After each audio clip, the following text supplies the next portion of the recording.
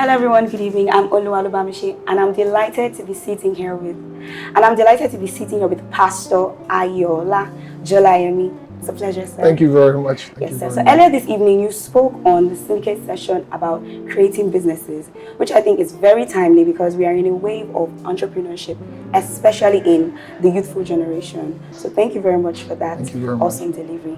Now, I would love to know, tying it to this year's YMR theme, which is witnesses. How can Christian business owners witness with their businesses? Okay, one point I think I had to sacrifice, which was like my anchor point, was excellence. Okay. And I think that's one of the things that many believers or many Christian businesses are beginning to sacrifice on the altar of the Lord will do it. So when we say the Lord would do it, we jettison excellence and professionalism, and that by itself has put us on a lower pedestal compared to those who are of the world. That's what the Bible says in the book of Luke. It says, in this wise, the children of the world are wiser than the children of light, because they know how to take biblical principles and apply it to their lives, even though it's perverse. So God's name, Psalms 8, is excellent. Oh Lord our God, how excellent is your name in all the names. So if our God's name is excellent and we are made in God's image, in his likeness, then that means we have no excuse but to be excellent. So the biggest tool of witnessing is excellence. You know, when we are good at what we do, we have no excuse. But when people ask and say, oh, why is this guy, Daniel 6, he said, and Daniel was preferred above all others because an excellent spirit was in him. And bear in mind, Daniel was not an original Chaldean, but he served 3 kings as a Jew.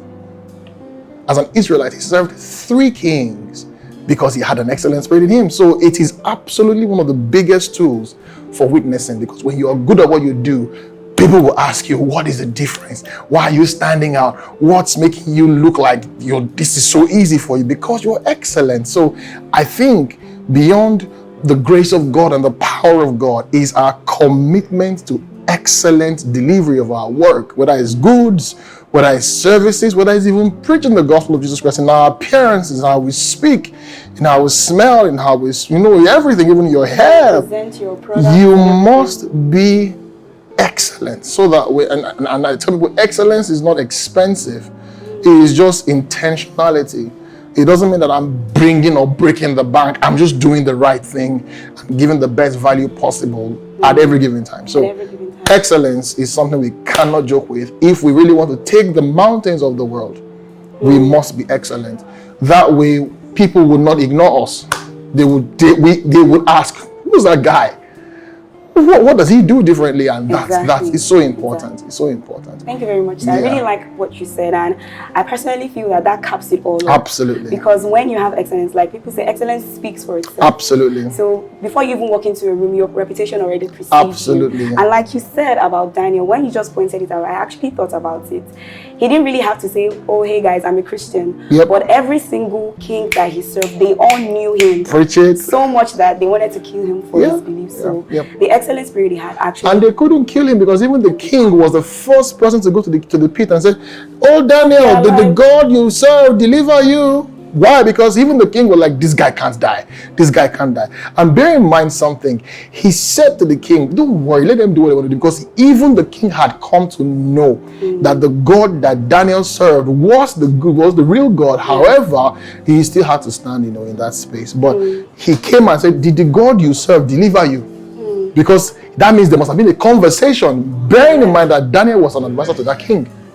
So we need to get to that point where our job, the way we deliver, opens up doors for us in places that people naturally will not allow us get into. And excellence is that key. That is the key. Now you get it. Amazing. I would love to let you go, but before I do, there is this very important question. So a lot of Christian business owners or creatives are in spheres that are not necessarily Christian, but that they can be excellent in. So how do they tie that together? Let's say a videographer who's really good at his job, does he have to turn down some certain video concepts because, oh, this isn't Christian? How can they draw that line between being excellent and well sought after and, projecting Christian values? Okay, so one of the things I tell people is, like I mentioned during my talk, that there are certain things that we as humans excuse me, we as humans need to hold there as, foundational values. I would not for one advertise or work with a brand that promotes, for instance, promiscuity, that promotes alcoholism, that promotes, smoking and all that. That is personal. Now, as a business also, I can transfer that same value to my business, because I believe very strongly that I should not promote what I'm countering in my field. However, there are some products or some services that are not in that sense Christian, but they are mainstream. I will not turn down a mainstream. However, I would bring my value into that stuff by how I deliver. So for instance, they want to use nude ladies for a video. I can choose, we can change the concept, because my work is speaking for me. Remember, they would accept my concept because one, I've prayed. Two, my job, as a track record. My job speaks for me. So when I say, why not we explore this approach, they would listen because my track record speaks. So that's actually the way we can influence culture, because our track record becomes a tool by which we influence how people perceive what normally would be like, in quote, casco, or in quote, not too acceptable, because our track record speaks that we know what we are doing. For instance, I was speaking in my class and I said, in events that I organize, they say, you will sing to empty halls. And I'm like, no, when you tell people that it is Jolayemi YMR' that's running your show, they will come early. And it sounds funny, but it's been 9 years and it is becoming a trend.